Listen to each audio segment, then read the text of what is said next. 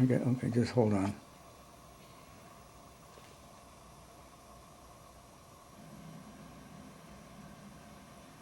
Now.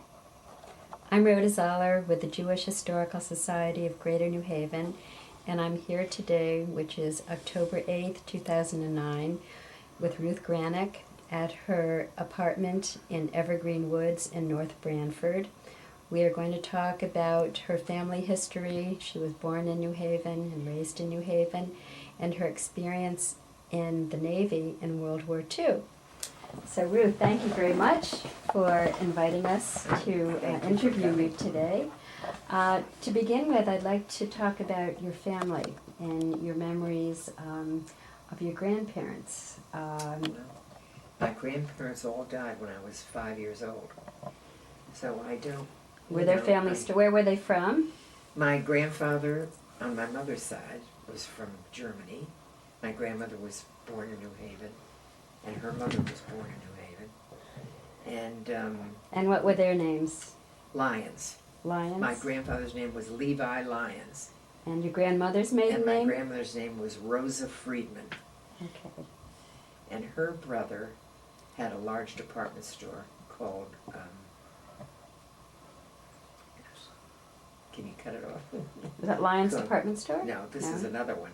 Okay, that's Mendel and Friedman is the name of the store, which was before my grandfather's store. Ah, where was it located? It was on Chapel Street, between Orange and State.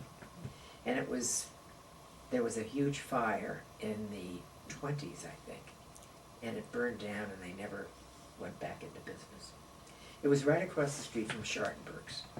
Wow, good location. And my grandfather's store was on Congress Avenue at the foot of Temple, and it was called Lyons Department Store. And it had been there for years and years and years, and they went out of business in 1938. Well, my grandfather died when I was 5, and my father took it over and had it until 1938. And then it was during the Depression, business was not good, so they closed. Right, right. So that was the end of the store. And my mother was one of 4 sisters. And they were all born here well, they weren't all born in New Haven. I think my my grandmother, come to think of it, I think was born in Boston. Her mother was born in New Haven. And my mother, I think, was born in St. Paul. St. Paul, Minnesota? St. Paul, Minnesota. They went out there, and then the family came back to New Haven. I see. There were 4 sisters. Okay. And your mother was Lillian? She was Lillian Lyons Grannick. Mm-hmm. And then her other sisters, I think you should know, were Sure. Bertha Gompertz, Gompertz. That was a big family in New Haven. And then there was the Dreyfuses, Dreyfus. That was my mother's sister, who married Samuel Dreyfus. Her name was Estelle. And then my mother, and then there was the younger sister, who was Florence Lyons, and she married Morris Marquessee, Marqussee, and he was an optician in New Haven, and he had 3 daughters. Okay, it's a big family. Yeah, we had a good-sized family. And your father's family was from? My father was born in New Haven, and his family moved out to Denver, Colorado. He had a brother who was a dentist out there, and a sister, 2 sisters. And they moved out there, and he was a photographer, and he moved to Ogden, Utah. He had a studio, and he had gone to school with my mother. And he wanted her to come out there and get married. And she said, oh no, if you want to marry me, you have to come back to New Haven, you know, and go into the store, her father's store. So he did. Mm-hmm. That's what happened. Mm-hmm. Mm-hmm. The rest is history. Right, right. Right. So where did you live when you were born? Right in 850 Orange Street. Okay. That's where I lived, and I lived there until we owned the house until 1979. What are some of your earliest memories of the neighborhood? Well, oh gosh, it was a wonderful neighborhood. We were at the foot of East Rock. Walks through the park, walks around East Rock, climbing the giant steps, At one time, there was a store at the top of East Rock, and my mother's uncle, before I was born, had a horse and buggy, and she used to tell me stories about he'd pick them up and take them to the top of East Rock a couple of times a week, and the horse knew the way. They didn't even have to tell the horse what to do. The horse went up, they had their ice cream, and then they came down, dropped them all off. So, and I have just wonderful memories of going to Worthington Hooker School. Did you and all have my any friends. favorite teachers there? Oh, not well. I had no one special. Mhm. I mean, they were all, really Good wonderful, teachers. good teachers. And you had a lot of Good friends. school. A lot of friends in the neighborhood. A lot of friends in the neighborhood. We'd go out after supper and play games every night until it got dark.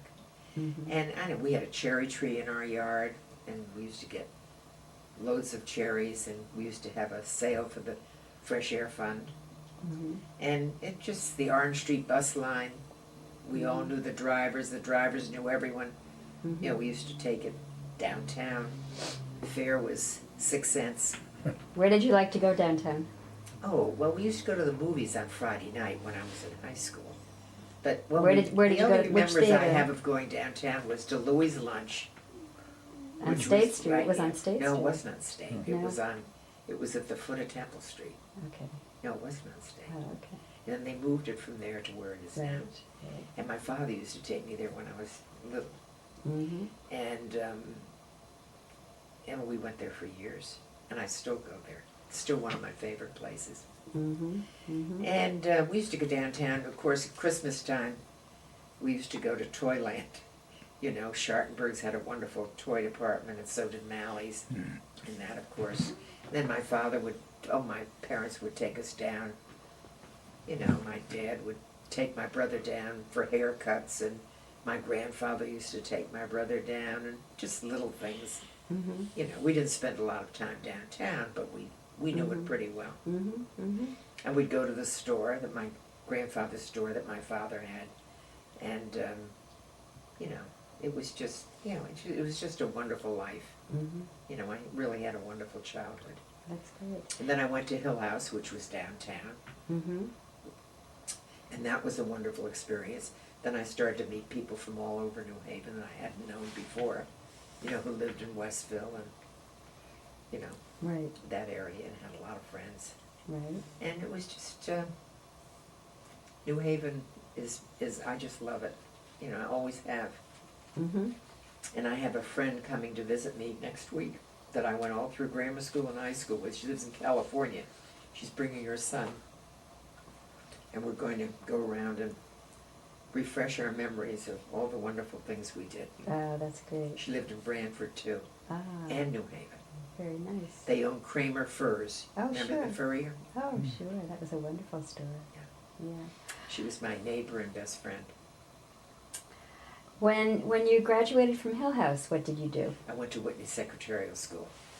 My friend, I had a very good friend, and she and I decided we wanted to be secretaries, and we wanted to go to secretarial school and then find jobs. And this was during the end, really, of the Depression. Yes. And that's what we did. And then I decided to join the Navy, and she ended up in Washington, too, as a civil servant. All right. Now, what made you decide to join the Navy? Oh, everything about it just sort of appealed to me. How did you find And- out about that as an option? Gee, I don't remember. It must have been in the newspapers or something. It was before television, of course. Mm-hmm. I don't know. It must have Was been there a lot of recruiting publicity. office in New Haven? No, I had to go to New York Ah, for that. okay. Yeah.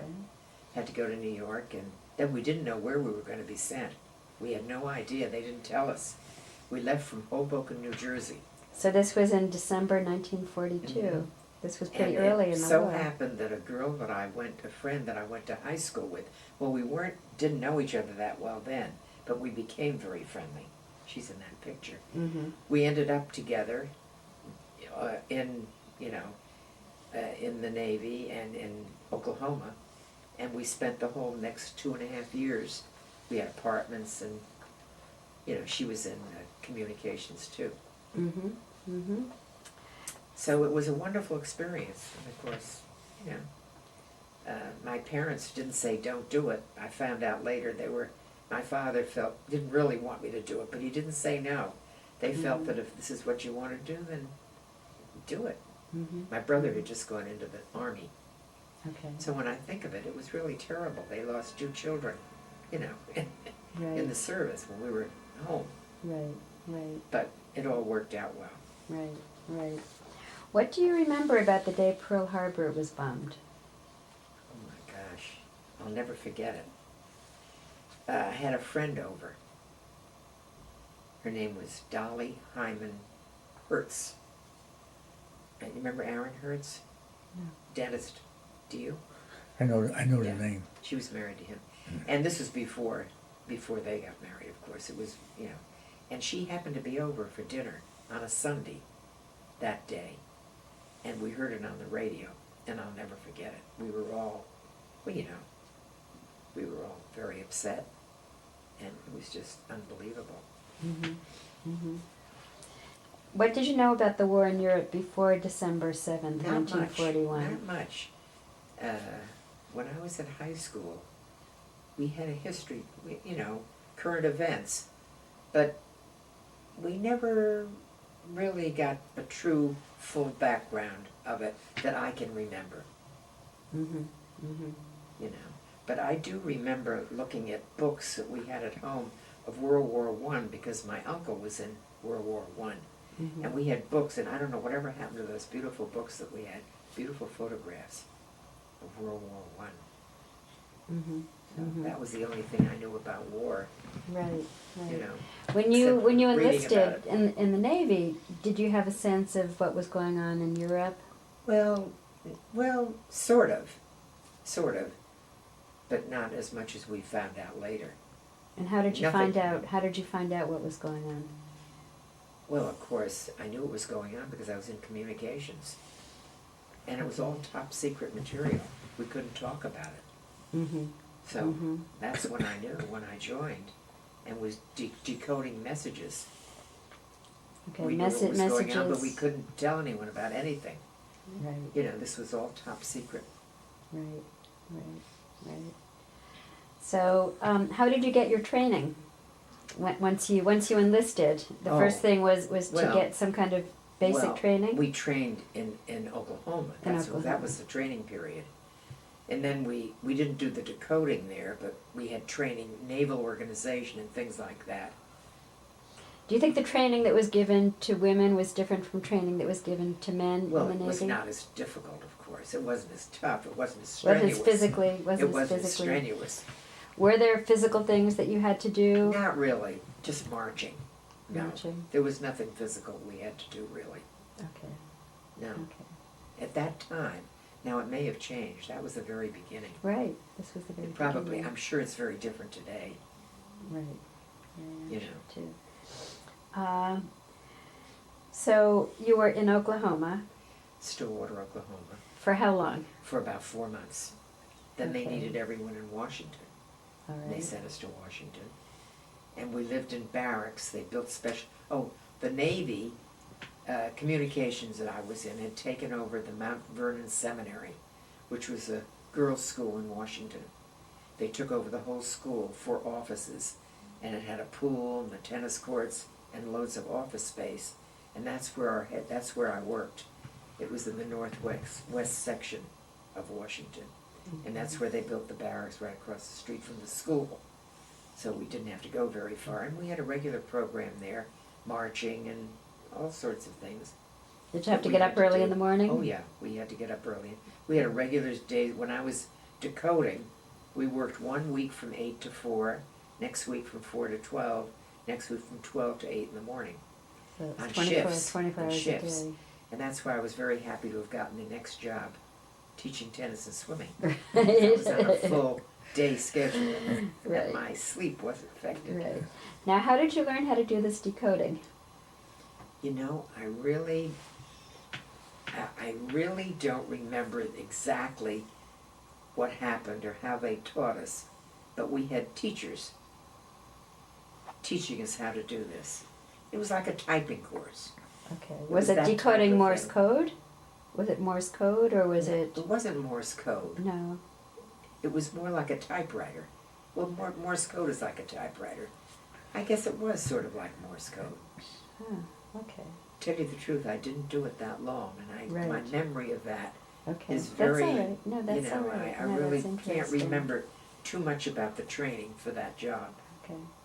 So, once you did kind of learn about everything that was going on through your work in communications, did people talk about it? Did the other, women who were in the service talk about what was going on? We talked to each other about it, yes, Yeah. but we couldn't tell anyone. Like, we Right. couldn't tell our parents or anyone, Right. or Right. anyone what was going on. We were sworn to secrecy. I mean, this was all, you know, Right. but we met, the people there who were working in this department were all professors from all over the country. University of Chicago, we met some really fabulous, wonderful, wonderful people Mm-hmm. who were in charge of this area of communications. Right. Right. How did being Jewish affect your experience? It didn't affect it at all. Okay. Were there? In fact, I don't remember any Jewish people that I knew in the Navy. Isn't that interesting that you mentioned that? I never thought of it. Mm-hmm. Mm-hmm. No, I don't remember. There were no Jewish chaplains or services for holidays? No one that I ever met. I'm sure there were Jewish chaplains, because the rabbi from Michigan, Israel, was a chaplain Right. overseas, Right. and I'm sure there were chaplains, Mm-hmm. but I never saw one. There was never one around where we were that I remember. I don't remember. I would have remembered Mm-hmm. Sure. if there had been. Sure. Sure. Don't forget, this was new. We were in the first group, and I'm sure, after a few years, things changed. Right. Because they had to do certain things that they weren't aware of at that time. Right. How did your experience in the Navy during the war affect the way you thought about your future and what you would do in the future? Well, I met an awful lot of wonderful people. I mean, meeting people. I'm a people person, Uh-huh. and I love people. Mm-hmm. And I just met so many wonderful people from all over the country. People that were with me, and I mean, the whole thing was just, it was very It's very exciting. broadening, It was very exciting. Right. And we did a lot of things in Washington. We'd go to the theater, we'd go to the symphony, and I had friends living there who used to invite me over for dinner, and it was great. And then I got home about every 6 weeks. I'd take a train home to see my parents, and then my parents used to come and visit, and then loads of people I knew came through Washington, people who were in the service, Mm-hmm. who looked us up. Right. We had them for dinner, or we'd go out for dinner, or they were passing through, because everyone, sooner or later, managed to hit Washington, D.C. Do you think your experience in the Navy affected the way you thought about, your future work or marriage or what you would do afterwards? Not really. Not really. I just, no, I never thought of it in that Okay. respect, Okay. you know? All right. What are your feelings about Franklin Roosevelt? Oh, gosh, we were there when he died in Washington. Well, we were all devastated. We were out for dinner, I'll never forget it, at a restaurant. And we heard the news, and we all rushed down to the White House. And there's a park, across the street from the White House, and there were hundreds of people. And not a word. It was very quiet. It was devastating. No one could believe it, because no one realized he was that close to death. It was a shock. So you It really was. thought It he was really, wonderful. it really did affect us a Right. lot. Right. What were your feelings about his presidency and his leadership? Well, when he was campaigning for presidency, I was here in New Haven, and he came through on a campaign trip. I'll never forget it. In his big open car with his top hat, and his son was married to a family who lived on Whitney Avenue, and the Cushings, Dr. Cushing, who was at Yale, and he stopped there, which they lived a few blocks from where I lived, and they stopped there for lunch in the car with all the entourage, and we all ran over to see him, and it was very exciting. So I liked him. You were a big fan of his. Yeah. Right. At What the about time. Eleanor Roosevelt? Thought she was wonderful. She was very active when I was in the Navy. She came out to speak to us. She did wonderful things during World War II. Right. And did other members of your family feel the same way about the Roosevelts? You know, I really can't say. Okay. You know, I don't really remember exactly, you know. Okay. I never heard anything against them. They were supporters. Yeah. Right. They were supporters. They were. Right. Now, getting back to your work in communications. Now, how did you manage to get from communications to tennis and swimming? That's a good question. I don't know. I was just lucky.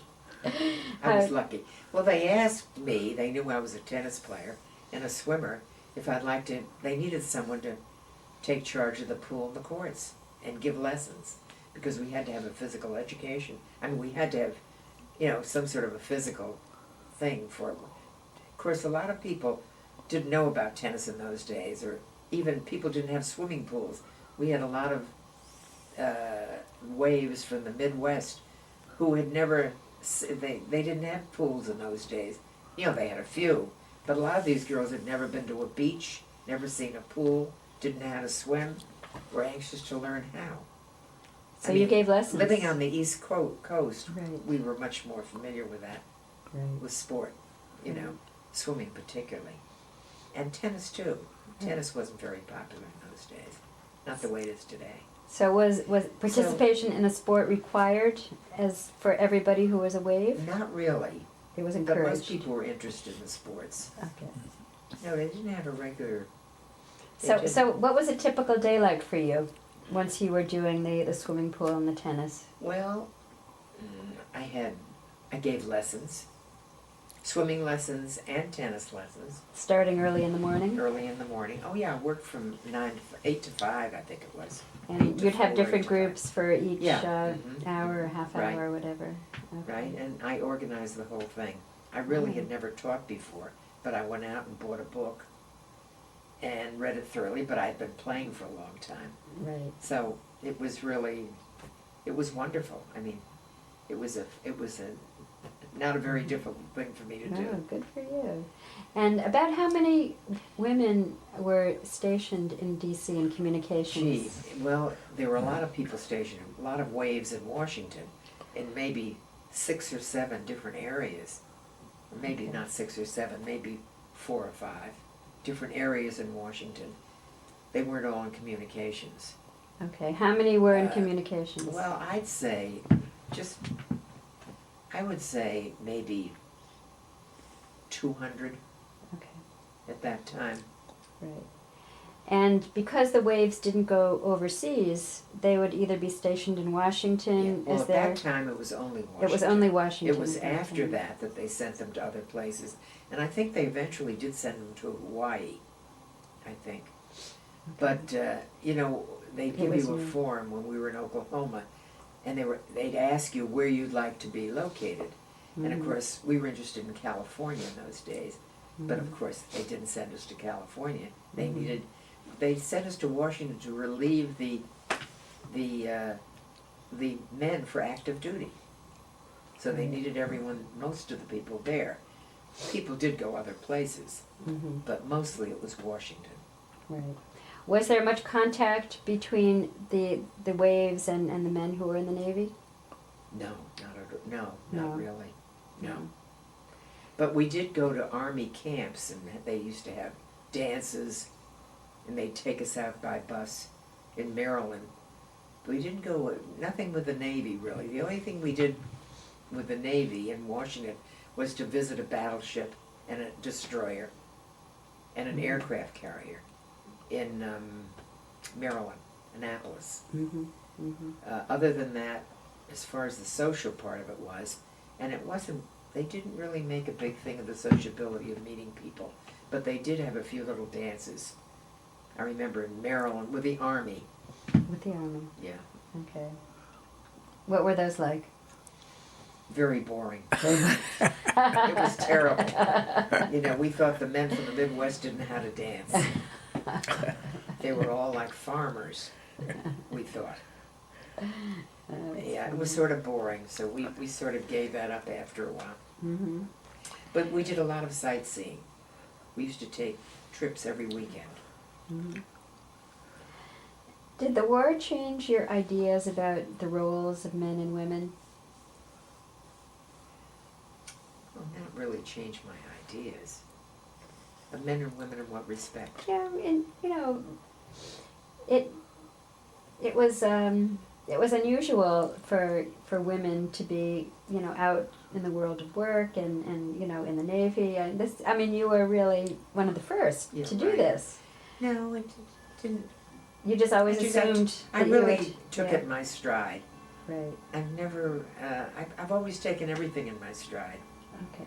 You always assumed that you would be able to do what your brother could do, or Well, not what my brother, well, not exactly in that respect. Not in the physical way, mm-hmm. but, Mm-hmm. oh yeah, I always felt that, yeah, I mean, I That never you could- felt that women were not able to do Okay. things. You know, I always felt that women were, because we knew a lot of successful women. Mm-hmm. Mm-hmm. Yeah. Mm-hmm. That's good. What's your reaction when you hear World War II called the Good War? I've never really heard it called the Good War. Okay. How about the Greatest Generation? There was a book written. No, Colin. No. Okay. Did your being Jewish affect how you felt about the war and what was going on Not in at all. Europe? No. I've never felt that way about anything. Mm-hmm. I really haven't. I've never, you know, I'm proud that I'm Jewish, but I've never, it's never affected me in any way. The fact or of the anything. concentration camps and people being Oh, killed. of course, terrible. Oh, yes, of course. I've been affected in that respect. That's what. Yeah. That's Oh, what. Yeah. absolutely. Right. Yeah. Right. And you knew that that was going on while you were in the Well, Navy. we didn't know too much about that. When did you? Well, we knew, I remember in the 30s when people were coming over from Germany and settling in New Haven, and we knew things weren't good, but we didn't know the details at that point. When did you become aware of what was going on Well- with the concentration camps and the you know, annihilation? Gee, when was it? I'm trying to remember the years. Was it while you were in the Navy? No, Really? no. You were in the Navy until the end of the I war. I don't know, did we know about it before that? I can't remember Okay. about when we found out about the concentration camps. When did you find out about the concentration camps? Of course, you're much younger than I am. Well, But when did your family start well, to talk about it? my grandmother's family was in Germany, and she lost relatives Uh-huh. in Germany. Now, and when I was think that? when she told me, you mean? Yeah. When this happened, and when she told you. Well, this, you know, she told me when I was about, I guess, 8 or 9 years old. I think it was in the 30s when we heard about, we started to hear about the concentration camps, and people were talking about it a little bit more. You heard about When it people were coming over. people were coming Yeah, over when they were coming and over. talking about the Because Nazis. we had some families in our neighborhood, you know, that brought families over, Mhm. and we met them. And that's when we started to hear about it. I think that was was that in the late 30s? Yes, it was. The late 30s. Mhm. Mhm. Mhm. And then, of course, we learned much more as time went on. That was the beginning. Right. Right. So once you heard these stories about what was going on with the concentration camps and you know, people, you know, being, you know, burned in the ovens, how did you feel? How did you feel about it? Oh, devastated. Excuse me. How you felt once you Oh, I learned felt, about terrible. Hitler and I'm the concentration camps? I'm still hearing things from people who live here. We have 2 ladies from Vienna. You know, and then I knew people, other people before that, and how can it not affect you? Do you think when you first learned about it, when you were younger, do you think that knowledge of what had happened had an impact on your life in any way? Well, it had an impact as far as my realizing what can happen, you know, and yes, sure it did. I think it had to have. Mm-hmm. Mm-hmm. What kind of impact? How could you Well, describe? I mean, you know, you're concerned about people and what they went through, and you know, these terrible stories that Right. people would tell. Right, right. So you were in the Army until the end of the war? Navy. Navy, I'm sorry. Yeah, until I got out in November of 45. The war was over in November, I think in November 45, and then we got out shortly after that. So how did you find out about the end of the war? How did you find out? You know, I don't really remember exactly where I was Okay, when we heard about it. okay. All right. So what was it like to have this chapter of your life coming to an end? It was a relief. It was a I was relief. anxious to get home at that point. Okay. Yeah, we were all, my friends and I, were all very anxious to get home. We couldn't wait to get out. We had to go to New York for our discharge. And then we ran to Grand Central Station so fast and got on that train so fast, we couldn't wait to take our uniforms off. Do you still have your uniform? I do. You do? I have it in the closet. Oh, Yeah. wow. Maybe I should give it to you. Do We collect, yeah, sure, we Oh, I'll we give it to collect you. things like I'll- that. It would I'll be see that you get it. wonderful. Yeah, it'd be great for an exhibit, if we have an exhibit, Yes. to use in Yeah. an exhibit.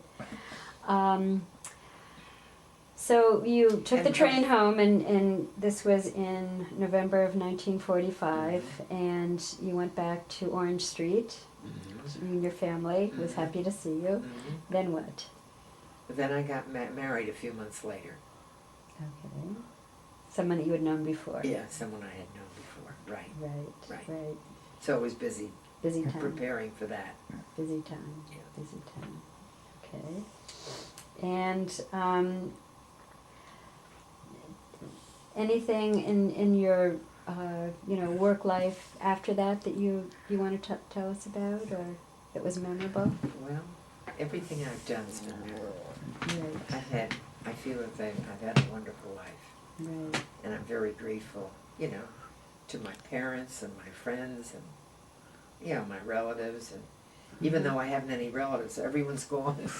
I haven't anyone left except my cousin's children, New Jersey and Massachusetts, and they keep in touch with me, Right. which is nice. So after you were married, did you continue working? I did volunteer work Where did you do that? in New Haven. What kind of organizations? I'm trying to think. I was a scout leader. Oh, okay. And then, I don't know, I had bridge games and volunteered for the Red Cross and I don't know. Just So when did you re-enter the world of work? in 1948. Okay. That was when I went to Hartford. Okay. Yeah. And how did you happen to Well, get that how job? I happened to go to Hartford was very interesting. I had a friend who was working at G-Fox, and she was an assistant in the bridal department. And she was leaving to get married, and she said, "Would you be interested in my job?" I said, "Well, what do you do?" And she said, "Well, I'm secretary to the buyer, and I take care of bridal business." At that time, it was right after the war. They were very, very busy. Mm-hmm, And sure. she said, "You have to take care of customers on Saturday and when they need you, and then you write up all the special orders and things." Because everything was special order in those days. You didn't buy a dress that day, you had to order it. It took 6 to 8 weeks. So I said, "Yeah, I'd be interested. It sounds interesting." And doing secretarial work. And she said, "Oh, went up for an interview," and I got the job. And that's what I did. And after I'd been there for a few months, the bridal consultant was let go. And they asked me if I'd take the job, and I said, "To tell you the truth, I really would like to do what I'm doing now. I really am not interested in that particular job." So they said, "Okay, we'll look for someone else and continue, you can do what you were doing." Well, they couldn't find anyone, and they asked me if I'd do it temporarily, and I said I would. Well, I loved it so much that was it. Ah. So then I took a merchandising course. Where did you take the course? Well, Connecticut College for Women were giving a course at G-Fox for girls at Connecticut who were interested in merchandising. And that was the course I took to be a buyer. I had to take it because I had to get my, certificate to be a buyer. And I took that course. It was about a 3 or 4 month course. And that's how I became a buyer. And then my friend of mine and I, she was also a buyer, she and I decided it was time to go to New York. So she said, you go first. I found a job, and then she went in and couldn't find a job. So she eloped. She got married, and now she married a lovely lawyer from New London. He died. She's in a nursing home, but she's pretty good. I speak to her every few weeks. And that's how it all ended up. So when you went to New York, how did you find a job, and where did you live? Well, I had to. What was that like for you? I went to an office that specialized in finding jobs for buyers. And the only thing available at that time was an assistant buyer at Bonwood Teller, and I took it because it wasn't easy to get a job. And that was the same salary I was making in Hartford, as a buyer. But I was living in New York. It was much more expensive. Sure. But I took it. And then while I was there, I knew a lot of people in the bridal market. And they all knew I was looking for something. And then I found a job at AMC, Associated Merchandising Corporation. And then the rest is history. So tell me what you did as a buyer. What would you do? The last office I worked at Van Buren, we had 150 stores all over the country. And the idea was, well, every store has a buyer for every department. And I was the buyer for bridal and formals and cocktail wear. And so all these buyers used to come to New York maybe 4 times a year, and we had a big office. And they'd come to us to find out where in the market they could go to find a certain type of merchandise. We'd go with them, and we'd help them, or we'd send them, and we used to have fashion shows for them, and all sorts of reports that we sent out monthly.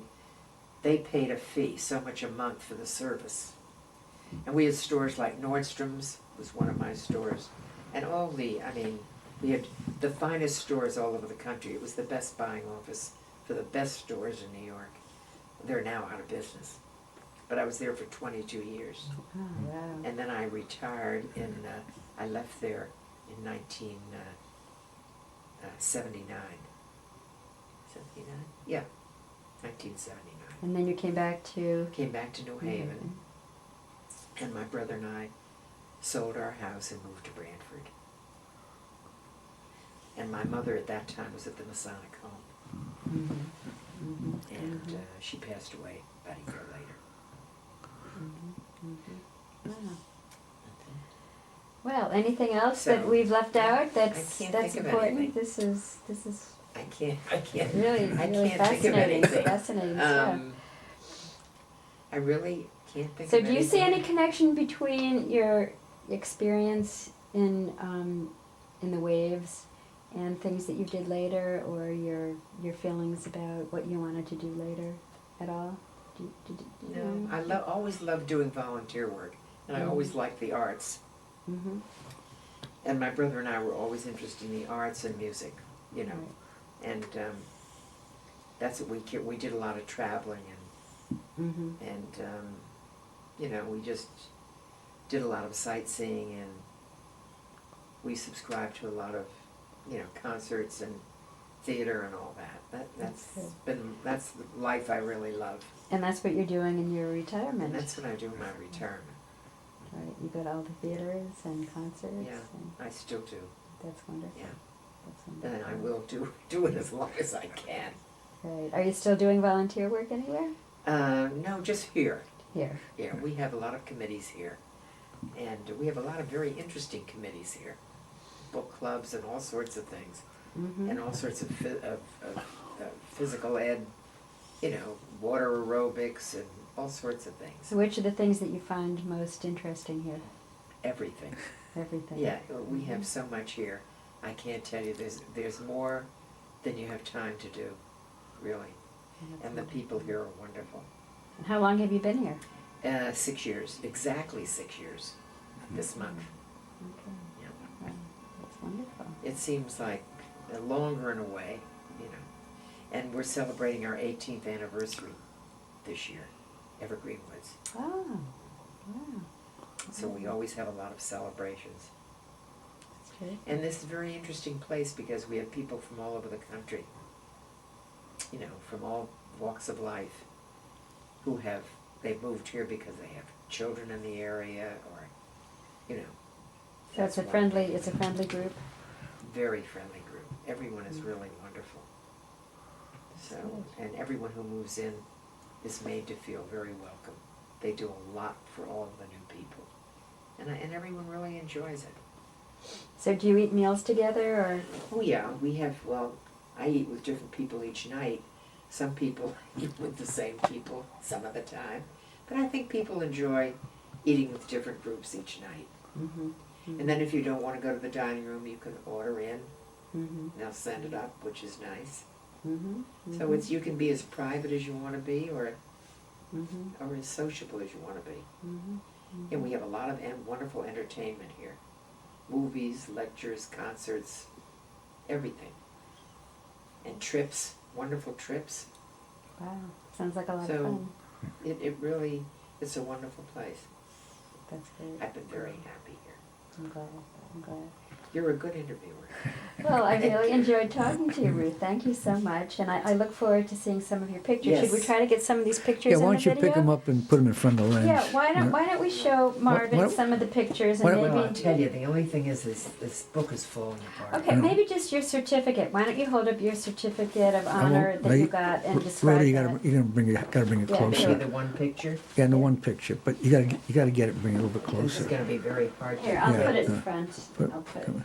Now tell me who these people are. Well, Wait a minute, I'm wait, up hold, there. hold it, up, Up. no, down, Down? no, Okay. down, down a fraction. Oh, up a fraction. There you go. Okay, 1941, That's picture me. taken by Roy I can't. Christian of the Oklahoma City Chamber of Commerce during our first visit to the city. Ruth Grannick, where are you? There. That's you. That's Ruth Grannick. Betsy Wynn. Betsy Wynn. Who else? Murphy. I can't think of her first name. Nancy. Nancy Murphy. Nancy Murphy. And, Virginia DeLong. yeah, Virginia DeLong. Okay, Nancy. All right. Okay. And this was when you were in your training. That was in training before we moved to Washington. Okay. And you have a certificate here that is signed by Susan Bisowitz, Secretary of State, Office of the Secretary of State. Can you Okay. see it, Marv? Yeah, go ahead. Now, up. In recognition of your exemplary service and unwavering courage during this nation's struggle to preserve freedom during the Second World War. On behalf of the state of Connecticut, the Honorable Susan Bisowitz hereby presents this public service award to Ruth Bertha Grannick. Please accept this award as a token of our deep gratitude to you for your patriotism and sacrifice. Susan Bisowitz, August 21st, 2008. And how did you get this? Did you go to the Capitol to get No, it? she mailed it. They She mailed it to me. Okay. I didn't know I was getting it. It came So in this you were huge surprised, huh? envelope, yeah. Okay. So that's the end of my questions. We'll look through your pictures and we'll Okay. see what we can Well, this thing is really what we falling can apart. preserve for future generations, and we'll have these pictures in our archives. Thank you so much, Ruth. Thank you You're very very much. welcome. Thank you, Rhoda. All set.